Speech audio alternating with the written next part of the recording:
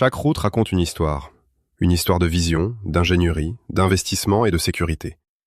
Concevoir, construire, exploiter, entretenir, moderniser, les réseaux routiers comptent parmi les infrastructures les plus complexes à gérer, où chaque décision engage la sécurité, les finances publiques et l'avenir des territoires.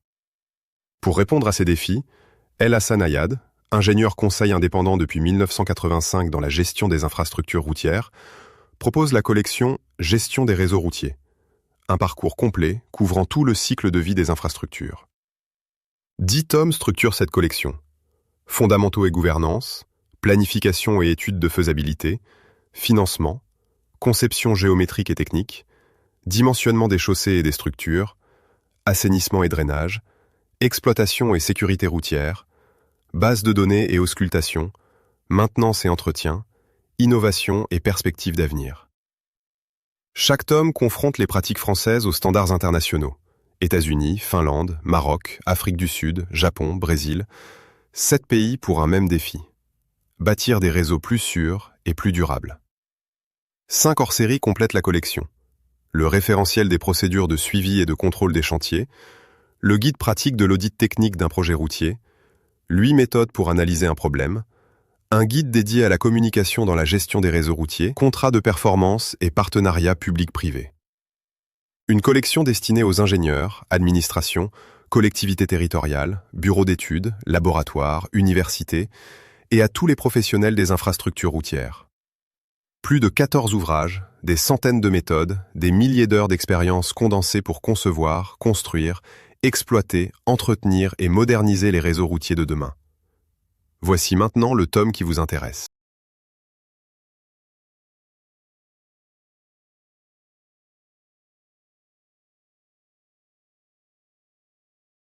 La gestion des réseaux routiers a longtemps été perçue comme un domaine essentiellement technique.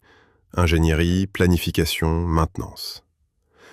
Pourtant, l'expérience de terrain le démontre. Aucun projet routier, aussi bien conçu soit-il, n'atteint ses objectifs sans une communication efficace entre toutes les parties prenantes.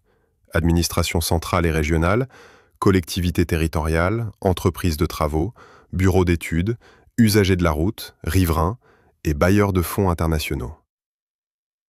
La communication n'est pas un simple accessoire de la gestion routière. Elle en constitue un levier stratégique. Elle conditionne la qualité de la coordination interservices, l'adhésion des populations aux projets d'infrastructure, la gestion des situations de crise et la crédibilité institutionnelle du gestionnaire de réseau. Ce hors-série s'inscrit dans la continuité de la collection GRR en abordant une dimension souvent négligée dans les référentiels techniques classiques.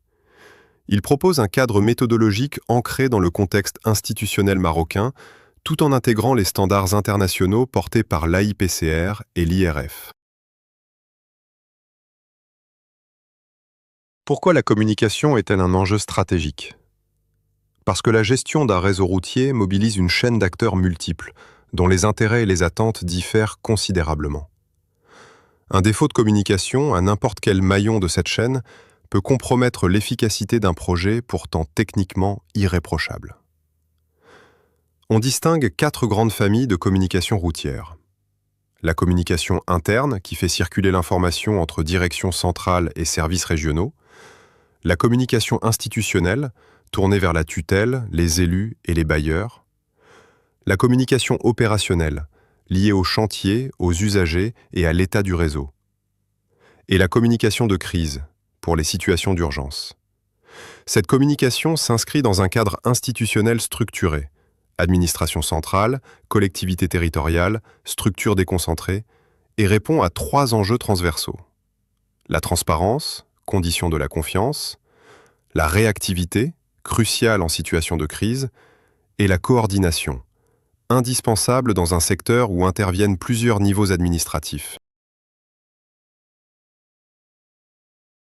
La communication institutionnelle constitue le lien vital entre les gestionnaires opérationnels du réseau routier et les instances de décision.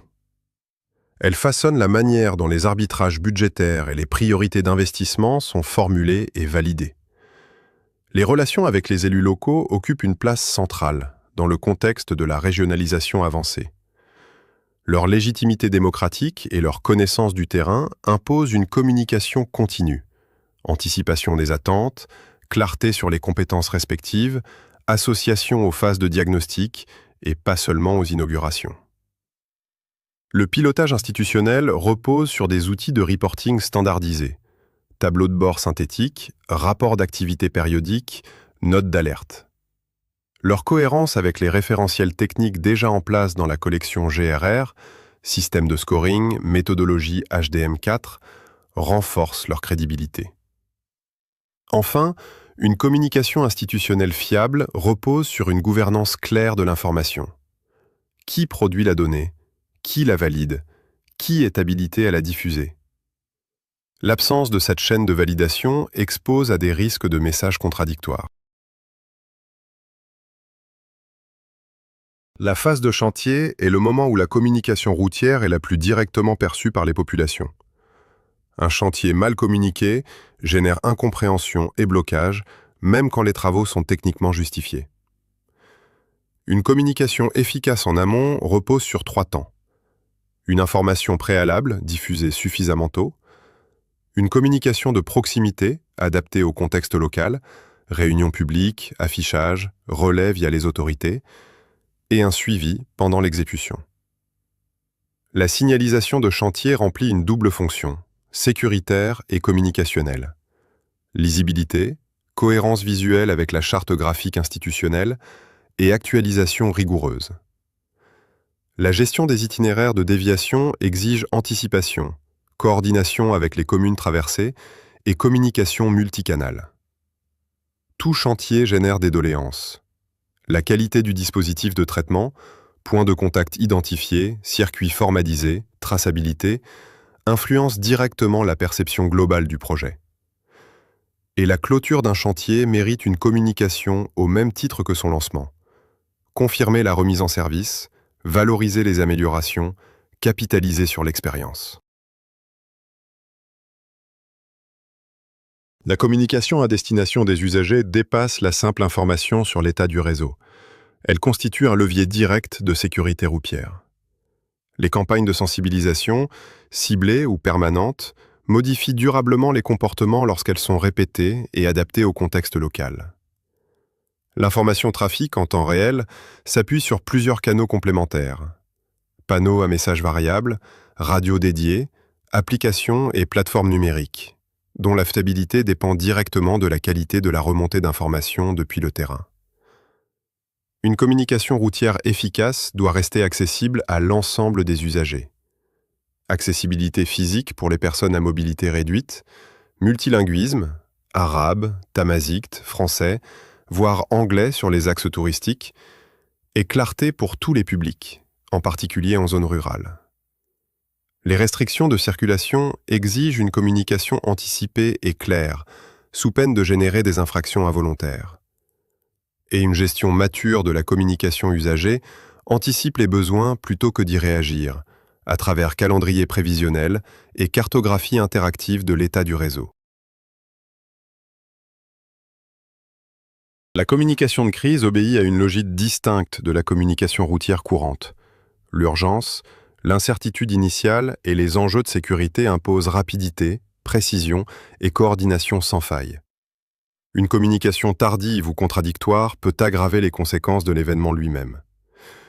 Une gestion de crise efficace repose sur des protocoles définis en amont.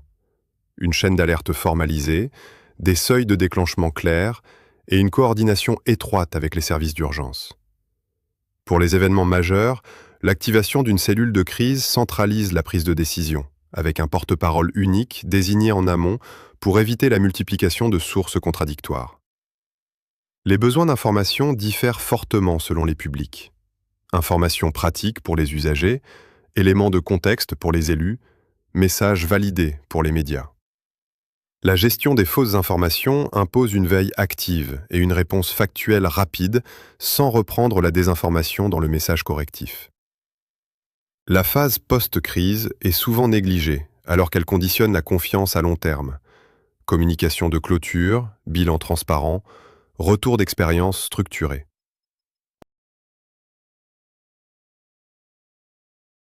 Les systèmes d'information géographique constituent aujourd'hui un support central de la communication routière, à la croisée de la gestion technique du réseau et de l'information du public. 3 niveaux d'usage coexistent. Interne pour les équipes techniques, institutionnel pour la tutelle et les élus, et grand public pour les usagers. Les réseaux sociaux institutionnels sont devenus un canal incontournable pour la diffusion rapide d'informations ponctuelles, à condition de préserver réactivité maîtrisée et ton institutionnel. Les applications mobiles usagées permettent, elles, une interaction bidirectionnelle. Signalement participatif, consultation en temps réel, notification ciblée. L'efficacité de ces outils dépend largement de leur interopérabilité avec les bases de données techniques déjà en place, auscultation, HDM4, et d'une gouvernance claire des données. Mais le recours croissant au numérique appelle une vigilance. Fracture numérique en milieu rural, fiabilité des données publiées, sécurité des systèmes. L'intelligence artificielle transforme progressivement plusieurs dimensions de la communication routière. Génération automatique de communiqués courts, chatbot usagé, traduction multilingue, détection de signaux faibles, sans jamais se substituer entièrement au jugement humain sur les messages sensibles. La qualité de la communication externe d'une institution routière dépend directement de la solidité de sa communication interne. Cette circulation repose sur 2 flux complémentaires, un flux descendant, transmettant orientation et priorité, et un flux ascendant, remontant les constats de terrain. Un déséquilibre entre ces 2 flux fragilise la pertinence des décisions. La coordination interservices s'appuie de plus en plus sur des outils collaboratifs partagés, qui doivent rester accessibles, à jour et traçables. La culture du reporting technique, rapport d'auscultation, compte-rendu de chantier, résultats d'audit, constitue le langage commun entre services. Les tensions interservices ne sont pas exceptionnelles. Une communication interne mature ne cherche pas à les masquer, mais à les objectiver. Formalisation des désaccords, recours à un niveau d'arbitrage clair, documentation des décisions rendues. Au-delà des outils et procédures, la coordination interservices repose in fine sur une culture partagée de la communication et sur une capitalisation systématique des retours d'expérience pour que la mémoire institutionnelle ne se perde pas au gré des mobilités de personnel. Les projets routiers de grande envergure mobilisent fréquemment des financements internationaux. Cette dimension impose une communication répondant à des exigences propres. Rigueur formelle des formats de rapport, régularité contractuelle des échéances et transparence sur les écarts, retards, surcoûts, difficultés, plutôt qu'une communication uniquement valorisante. Le reporting au bailleur comprend des rapports d'avancement physique et financier, des rapports de conformité environnementale et sociale, et des missions de supervision nécessitant une préparation spécifique. Les grandes instances internationales du secteur routier, congrès mondiaux de la route, comités techniques, forums régionaux, constituent des espaces de communication à part, où se joue la valorisation de l'expertise nationale. Communication technique et scientifique, participation au comité, réseautage institutionnel. Cette communication internationale doit rester cohérente avec les orientations stratégiques nationales. Les retombées des partenariats, financements obtenus, reconnaissance, standards adoptés, méritent d'être communiqués en interne, renforçant la légitimité de l'implication internationale. La communication, comme toute fonction de gestion, gagne à être évaluée, plutôt que conduite sur la seule base de l'intuition. Cette évaluation permet d'objectiver ce qui fonctionne, d'identifier les canaux peu efficaces et de justifier les ressources mobilisées auprès de la tutelle. L'évaluation repose sur des indicateurs quantitatifs et qualitatifs. Indicateurs de diffusion, de réactivité, le délai entre un événement et sa communication effective, de traitement des doléances et de conformité aux échéances contractuelles. Les enquêtes de perception usagée complètent ces indicateurs internes. Satisfaction ponctuelle, notoriété des canaux, analyse des retours spontanés, à interpréter avec prudence méthodologique. L'exploitation de ces données n'a de valeur que si elle débouche sur des ajustements concrets, selon un cycle simple. Mesurer, analyser, ajuster, capitaliser. Mais l'évaluation comporte des limites. Certains effets, comme la confiance institutionnelle, sont difficilement mesurables à court terme et ne doivent jamais devenir une fin en soi. Les programmes de désenclavement rural constituent un terrain d'observation privilégié. L'adhésion des populations dépend moins de la qualité technique de l'ouvrage que de la clarté et du respect des délais annoncés. Les relais locaux y jouent un rôle déterminant, là où les canaux numériques restent d'une portée limitée. Les grands projets d'infrastructure, souvent cofinancés à l'international, illustrent une autre dimension. La coordination entre communication de chantier et communication institutionnelle devient déterminante, tout comme la gestion des attentes dès l'annonce du projet. Les épisodes de gestion de crise routière confirment plusieurs principes. La rapidité de la première communication, même incomplète, est mieux perçue qu'un silence prolongé.